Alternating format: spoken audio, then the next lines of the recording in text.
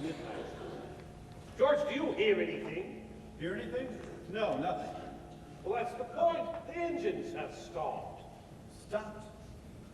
Lord, I think you're right. Wake up! Wake up! Mr. Matches, why have we stopped? I don't know, Mr. Guggenheim, but I don't suppose it's anything much. Mr. Etches, is there something wrong? Madam! No. Just following the captain's orders. Wake up! Wake up here! We grazed it below the waterline on the starboard side. How bad is it then? I don't know yet. All stations, damage report. The exact time of contact is 11:40 p.m. One of us should enter it in the log. If we only grazed it, it can't be that bad. Well, then we've nothing to worry about, have we? Report, Mr. Murdoch.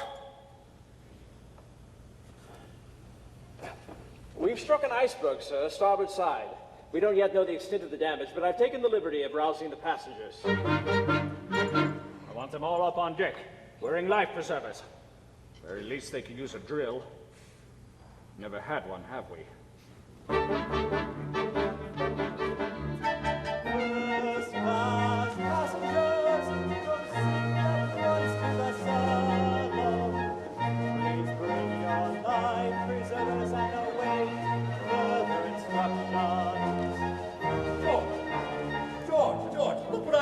It's a piece of ice. There must be a ton of it. Be a sport, John. Chip off a piece for my drink. Ladies and gentlemen, the captain would appreciate it if you would proceed to the Grand Salon, and please dress warmly. Captain, we're taking water in boiler rooms 4, 5, and 6. In 6, the water's already up to their knees. Close the watertight doors. Make sure the pumps are activated. Then rouse the carpenter. Have him sound the ship. It's all done, sir. Our position, Mr. Murdoch. Mr. Murdoch, our position! Captain, it's latitude 41 degrees, 44 minutes north, longitude 50 degrees, 24 minutes west, sir. Notify the radio room. For God's sake, Murdoch, let go the helm. We're dead in the water. I'm sorry, sir.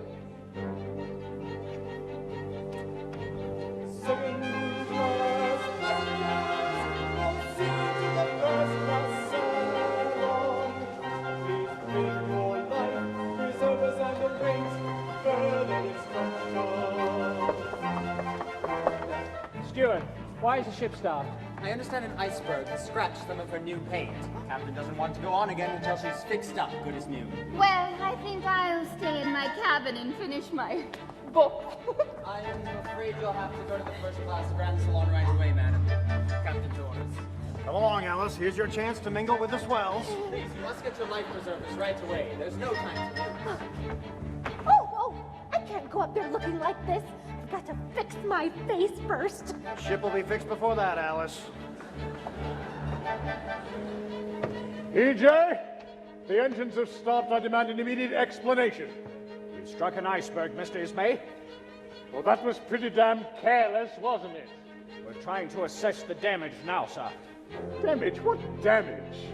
The boiler rooms are taking on water, but we've closed the emergency doors and I'm quite certain everything is under control. Well, I expect you'll have us underway promptly. Mr. Andrews is making a complete inspection of the ship. If you'll just be patient, sir, you'll have his report as soon as it's available. In the meantime, I see no reason to alarm the passengers.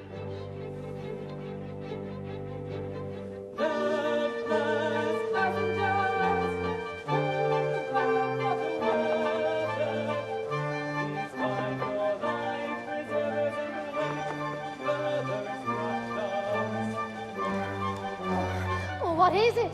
What's going on? There was this terrible scraping noise and then we just stopped. What are we supposed to do now? Well, I'm gonna go upstairs and have a look. You'll stay down here like you're told. Yes, Mr. Andrews. There's a series of gashes below her waterline, stretching 300 feet along her starboard side. There's water in the forepeak, the number 1, 2, and 3 holds, in the mailroom, and in 3 of her boiler rooms. In all, 6 of her 16 compartments have been breached. But that's all right. You assured us that those compartments are watertight. Well, she was designed to stay afloat with any 3 flooded, perhaps even 4, but certainly not 6. Andrews, what are you saying? Titanic is sinking, Mr. Ismay. Nonsense! God himself couldn't sink this ship. How long has she got, Mr. Andrews? An hour and a half, Captain. 2 at the most.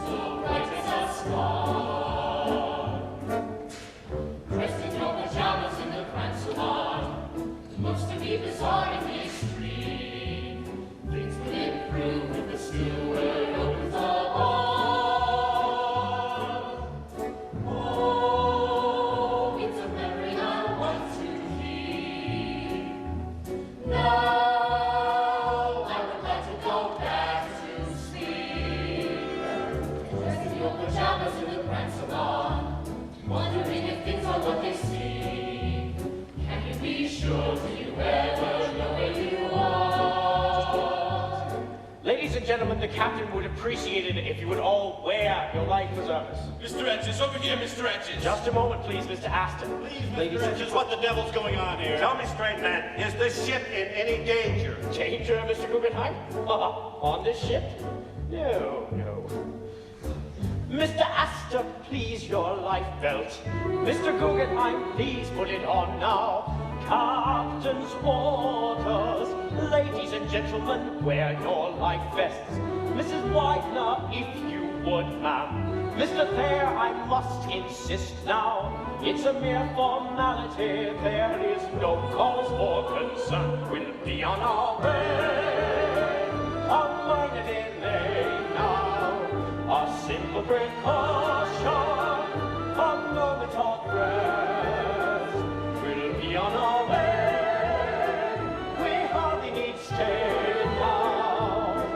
In a moment or two, she'll be right again, traveling west. Now see here, Mr. Etches, I demand to know exactly what's going on here. The latest word, sir, is that she seems to have damaged one of the wing propellers, and we could be delayed an entire day, sir. I don't like the way this sounds. Not a bit, not a bit, not a little bit. We spent 1,800 pounds. Not a bit, not a bit, not a little bit. This is not the sort of a voyage we paid for. I demand to know what the ship is delayed for right now. How could this ever have come to pass? Christ, look who's here, it's the second class. Everyone, anyone is here. You're the only person I don't recognize. Everything is gorgeous in the Grand Salon, stunningly appointed for the queen. Thousands of bucks, it's a trip deluxe with a par. Mr. Aston, please, your life belt. Mr. Guggenheim, please put it on now. It's a mere formality, there is no cause. We'll be on our way.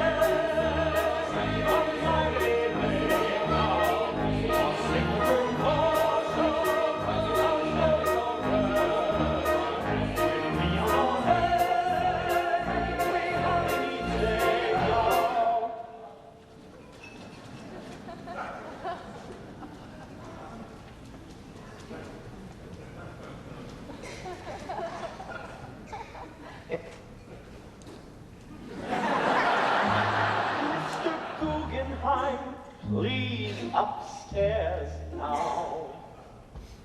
Mrs. Wilder, if you would come, it's a mere formality. There is no cause for concern. Be on our way. We delay now. A simple caution, a moment of rest. Be on our way. We stay now. Any minute now. Any minute now.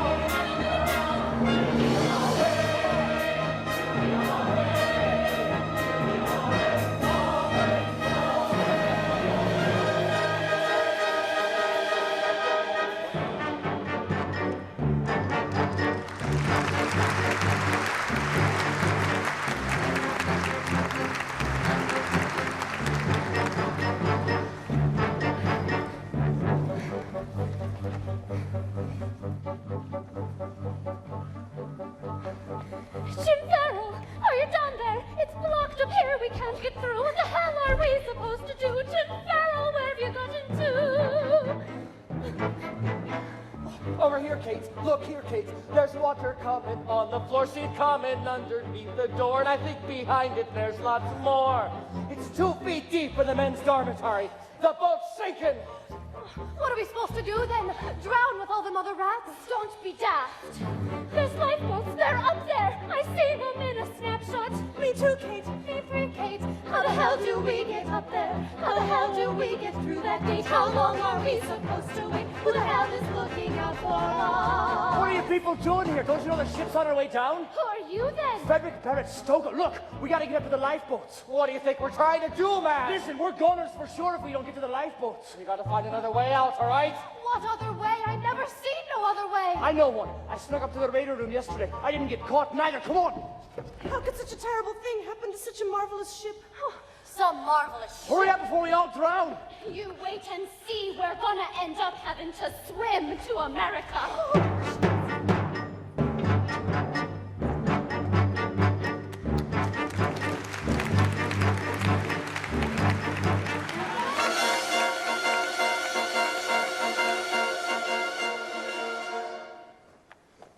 Follow me, please, ladies and gentlemen. We're headed for the boat deck. Oh, my God. Not so fast, Alice. Oh, Edgar, don't dawdle. I want to make sure we're in the same lifeboat as the Astors. I'm afraid. Relax, my dear. This ship could smash into 100 icebergs, and we wouldn't feel it. I have never been in an open boat in my entire life. Last week in Vienna, a gypsy told me to beware of the water. Charles, promise we'll stay together no matter what. I promise, darling.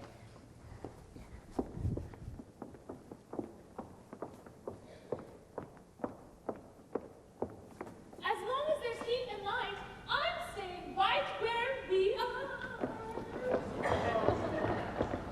Oh, my diamonds! I've forgotten my diamonds! Never mind, Maddie. I'll buy you much better ones when we get to New York.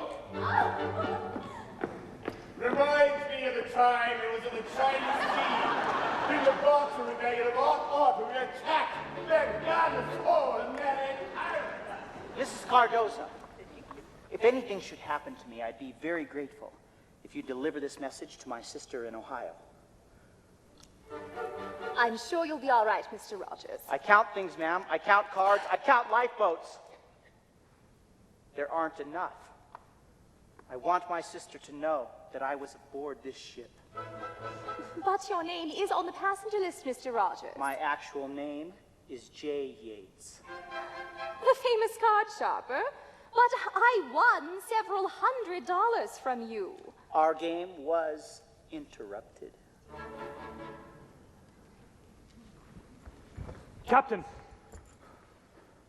Yes, Mr. Andrews? I'm sure it hasn't escaped your notice, sir, that there are in excess of 2,200 souls on this ship. I'm well aware of that. But space for less than 1,000 in the lifeboats. I didn't design this ship, Mr. Andrews! And I didn't instruct management on the number of boats. Evidently, 20 boats were enough to satisfy the line.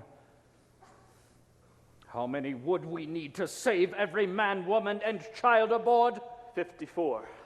But the line felt that anything over 20 would have taken away too much deck space from the first class. And that means well over half of us are going to die in approximately 90 minutes. Not if another ship arrives. Do you know of one? I'm just on my way to find out. Captain, the first and second class passengers are proceeding to the boat deck as ordered. But the third class, they're assembled below on the well deck, awaiting instructions. Captain, I don't think the passengers and crew fully comprehend their predicament yet. You'll have to tell them, of course. Tell them what, Mr. Andrews? That over 1,200 of them are already dead? I think not, sir. There'd be a general panic. They'd kill each other in order to survive. Awaiting instructions, sir. What? I want you up on deck, in charge of loading the boats. But, Captain, the third class, they're all down below, That's sir. not your concern, Mr. Lightoller. Carry on. Yes, sir. Are you taking it upon yourself to decide who lives and who dies? I would remind you, sir, that while you are the captain, you were not hired to play God. Then let it be God who decides. It would appear that God is already leaning towards the first class. How so? They are the closest to the lifeboats, aren't they? And perhaps he'll even the score by sending us a ship.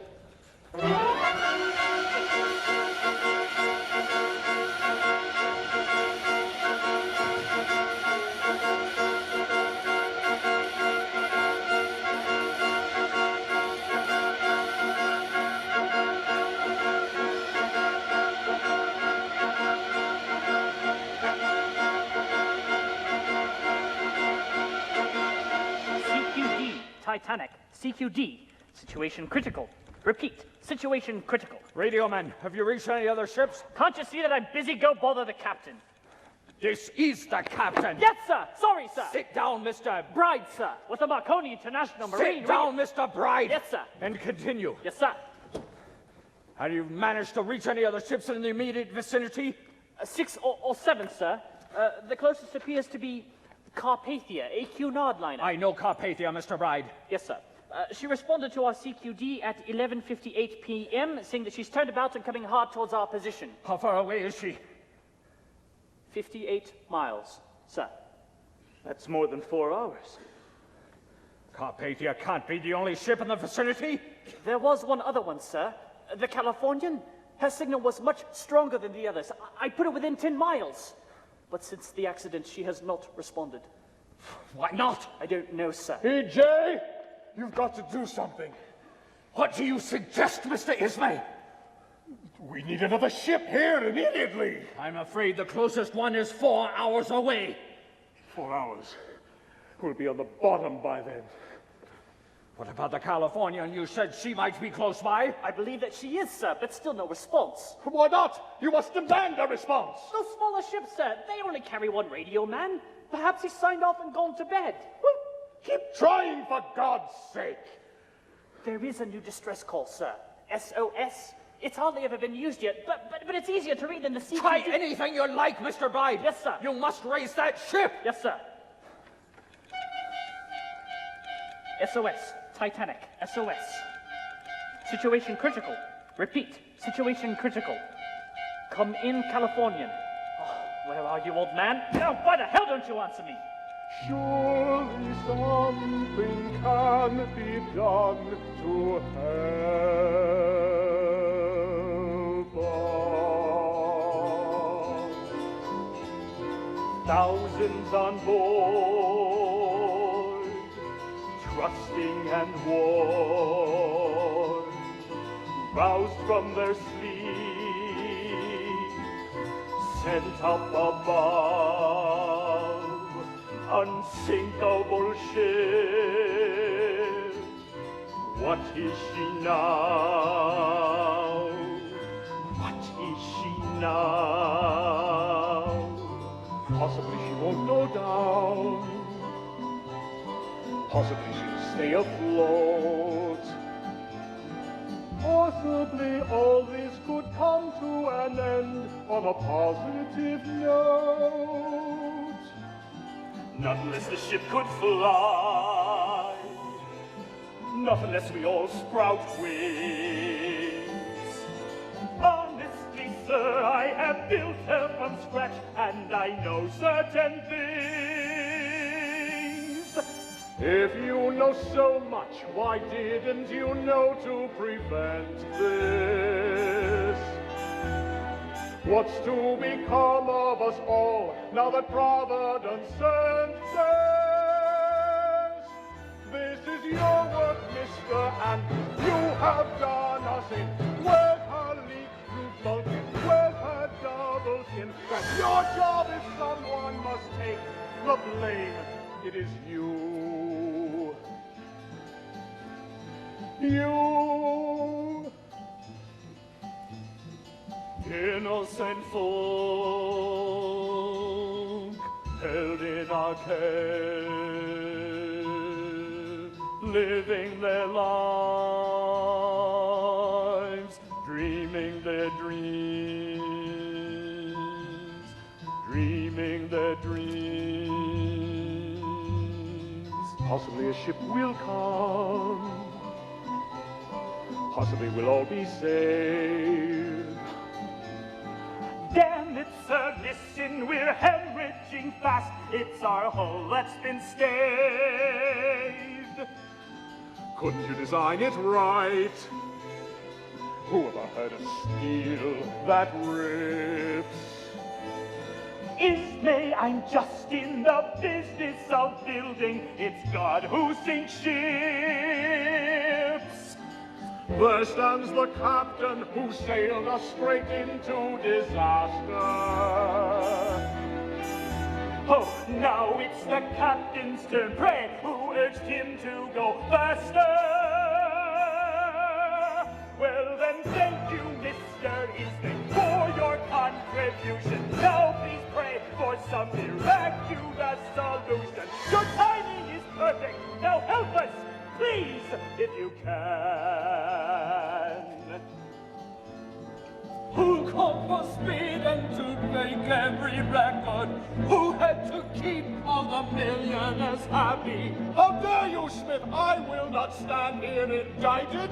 Who ignored sightings of icebergs when spotted? And who, sir, refused to extend up the bunk edge? You, sir, to give the first-class big staterooms. And who undermined the position of captain? And who steered a course to the north for the season? And who kept insisting we land every sooner? And who should have those headphones about the largest? And who did it? Who did it? Who did it? Who did it? Who did it?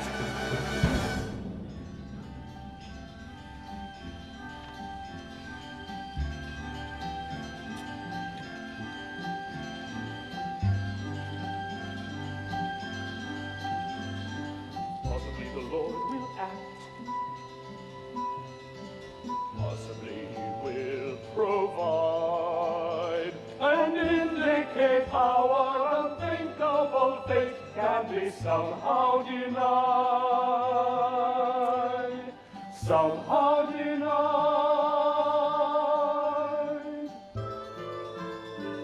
Your work no one else's. My doing no one else's. There's only one captain, and I was in charge. This is my ship, no one else's.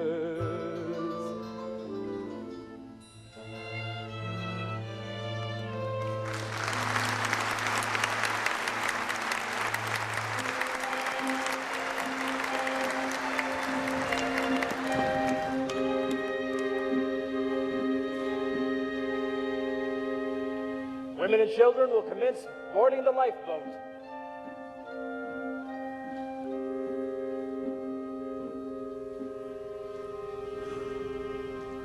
You and I are heading in the lifeboat. Father will be staying here a while.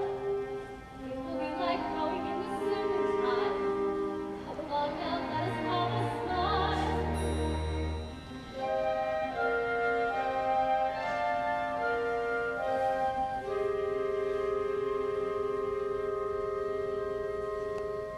Go along with Mother to the lifeboat.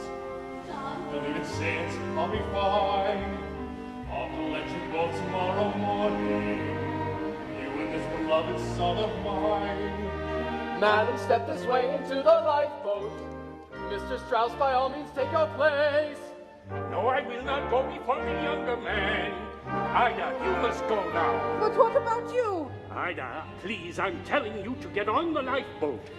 I refuse. Refuse? How can you refuse? After 40 years, you cannot refuse.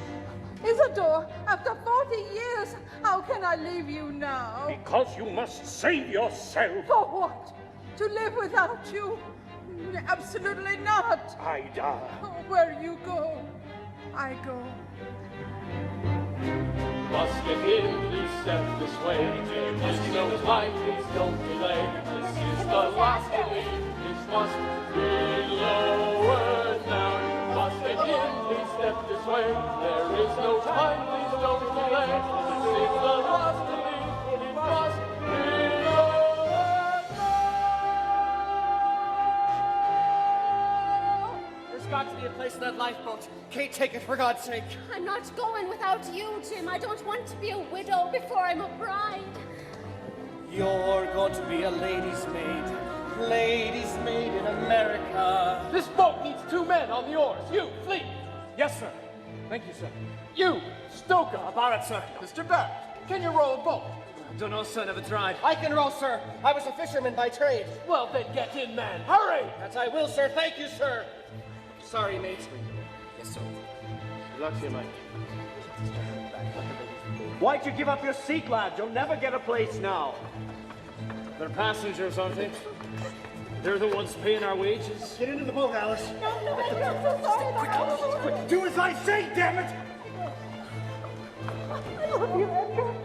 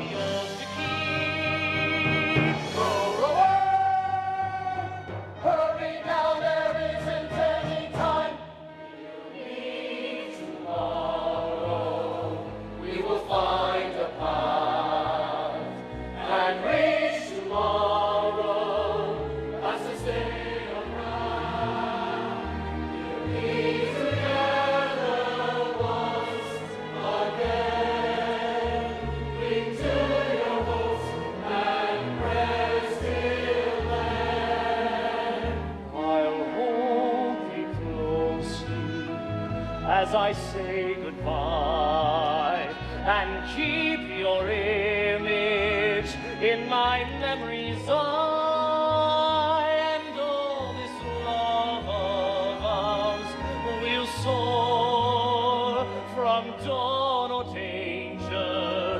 We'll meet tomorrow and have each other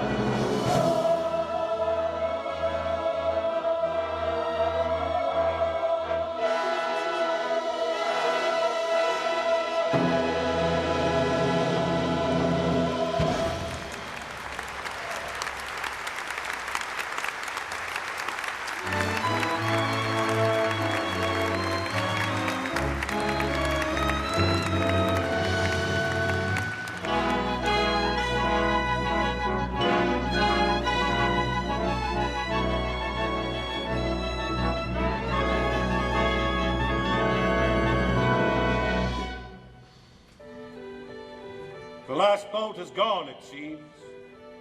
I can still see my wife. I told her I'd be following. Only thing you could do. Mine actually believed it. Of course, she's only 19. Death rarely occurs to the young, nor does anything else for that matter. Rather a pity, actually. It was a terribly good crossing, up to now. So many agreeable people. A few too many climbers, I thought. Lately, I have noticed that anyone with a few $1 million considers himself rich. Is it possible, do you think, that we have it coming? The hell you say? Good Lord, Benjamin, what have we ever done? I remember something Balzac wrote. He said, behind every great fortune lies a great crime. So, let's confess it. Who wants to start?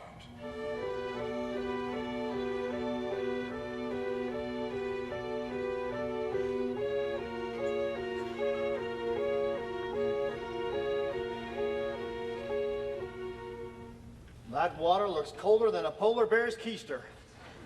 And it won't be long before we're in it up to ours. Edgar Bean, hardware. J. Yates, gambler.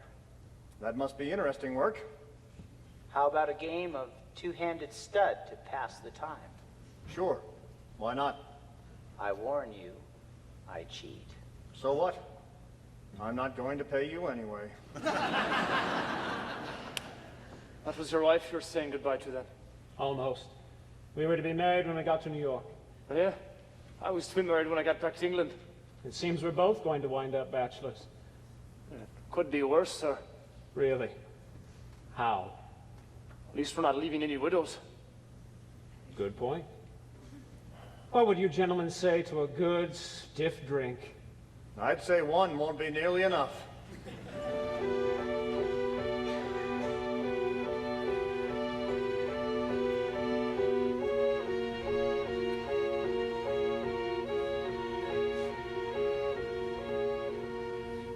All 20 lifeboats have been launched, Captain. Thank you. You have a remarkably sunny disposition, boy. How old are you? 14, sir. I was a cabin boy at 14. What are you called?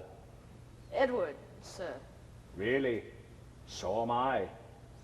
Captain, all of the ladies in first class are safely away, except for one.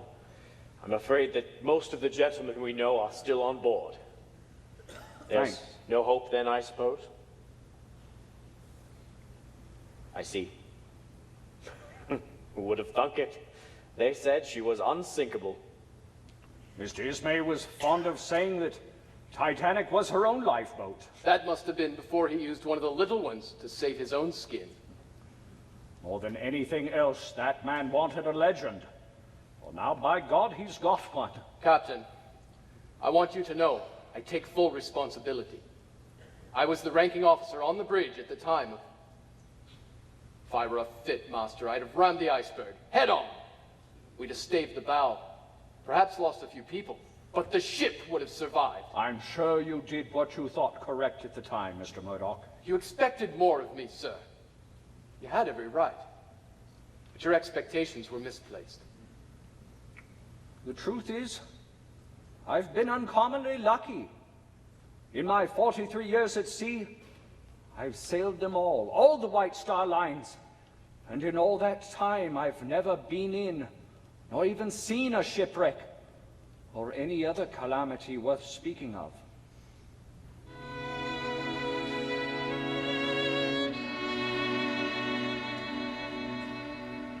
Thousands on board, each in his class. You are the master of all that must pass. Yours to set course, yours to command. You hold our souls in the palm of your hand. You hold our souls in the palm of your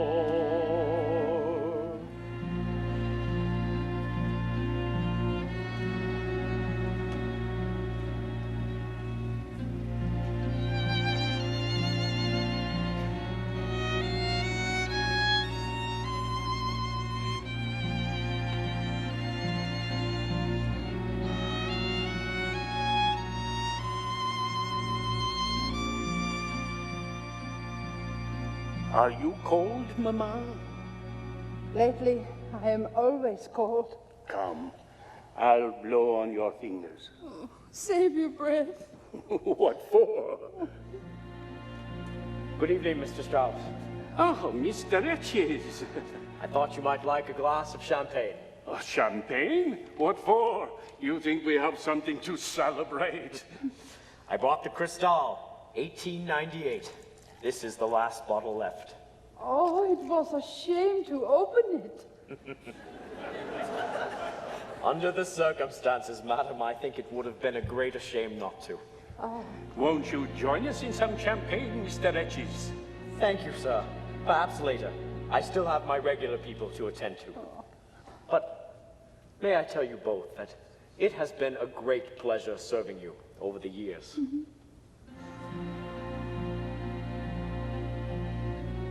To us. Who else?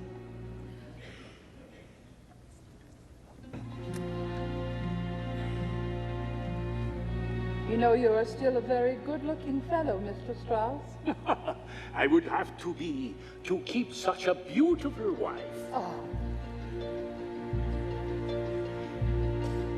Still,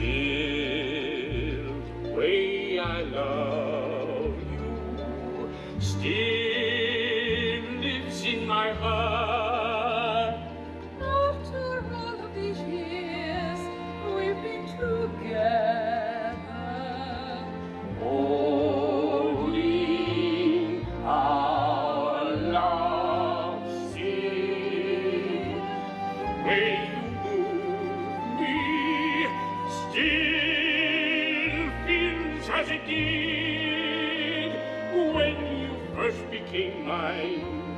Whisper the words, I will.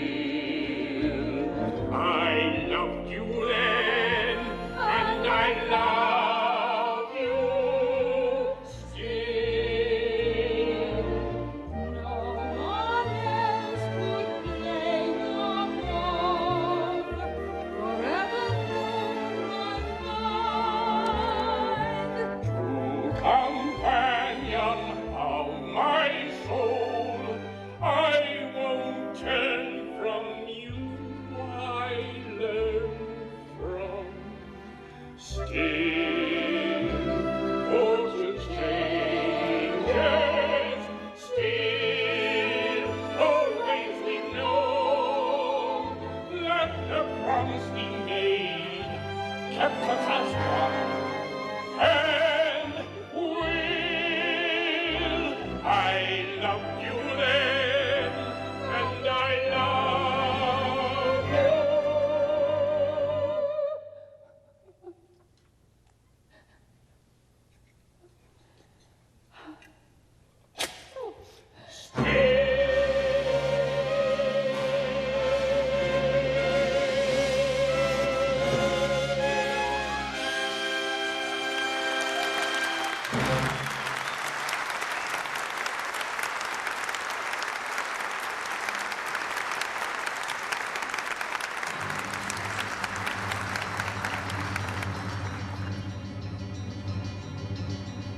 Just a cursory look at the blueprints here show the weaknesses that we have missed.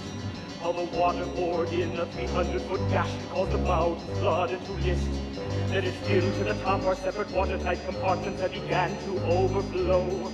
Because the walls in between the compartments are too low. She's only sinking because these bulkheads drop a deck too low. But here's a thought. Take a line and extend up the walls to the brink. It's just a small redesign, but when it's done, I know she can't sink. And this, like this, and then like this. Mr. Andrews! I was gonna make a go of it! Mr. Andrews!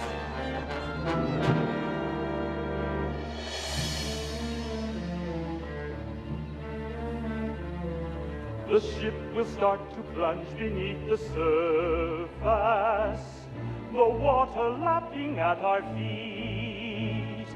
Down sinks the bow, applies the stern to the sky, the panicked people in retreat. will climb up for the aft deck. They'll cling there desperately like bees to a hive. There they'll hold fast, doomed to the last, lost and abandoned and all still alive. A few of them will hang there from the railings, as one by one they'll drop away. More than 250 feet they will fall, and after that I cannot say. I will not say. The rescue swarms will overrun the boat deck. They'll lose all sense of right and wrong. It will be every man for himself, all right. The weak thrown in with all the strong. First class and third and second will mean nothing. And sheer humanity alone will prevail. One single class, brute, harsh, and crass. That's what will come of the world that sets sail. Autumn, shall we all meet in the autumn? Shall we all meet in the autumn?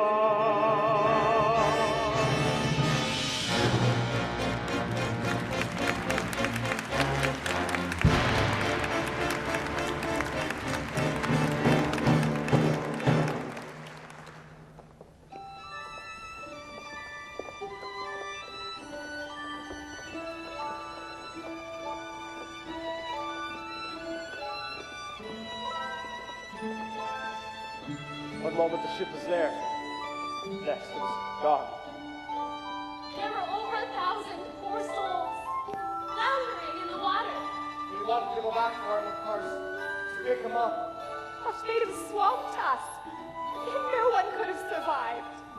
The sound they made was deafening. Like there was a whole football stadium full of people out there in the dark somewhere. And then after half an hour it just stopped. I'm ashamed to say I was relieved. I'll hear those voices the rest of my life. Why shouldn't I have taken that seat in the lifeboat? This would have gone empty. There were more than 450 empty seats in the lifeboats. It was so very cold. The women were so brave, alone in the cold, in the middle of the ocean.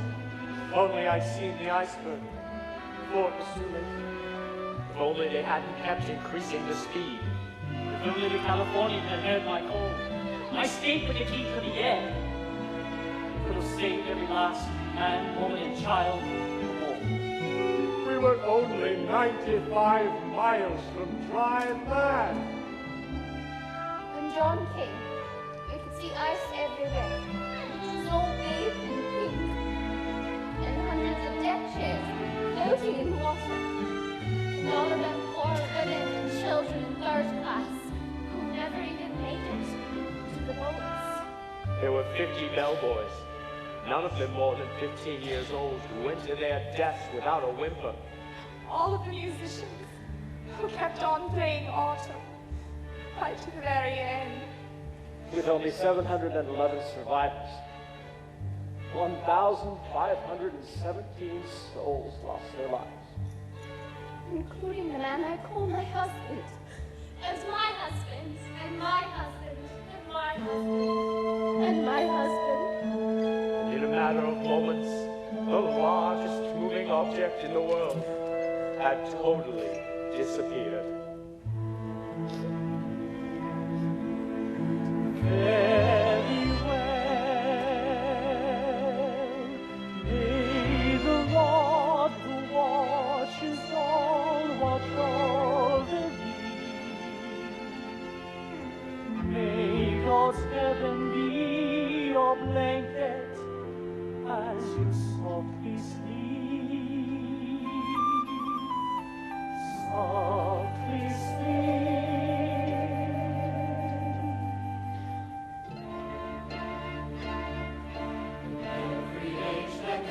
attempts to fabricate great works that once magnificent and impossible. On desert sands, from mountains of stone, a pyramid, from flying gods to sizzle alone, a world of light. A chapel ceiling streaming, one man's ecstasy, one man's ecstasy. Miracles them all, China's endless hall, so measure on along the wall. The aqueducts of gold. We did not attempt to make with mammoth blocks of stone a giant pyramid. No, not a pyramid. No gothic walls that breathe light. Our task was to dream upon and then create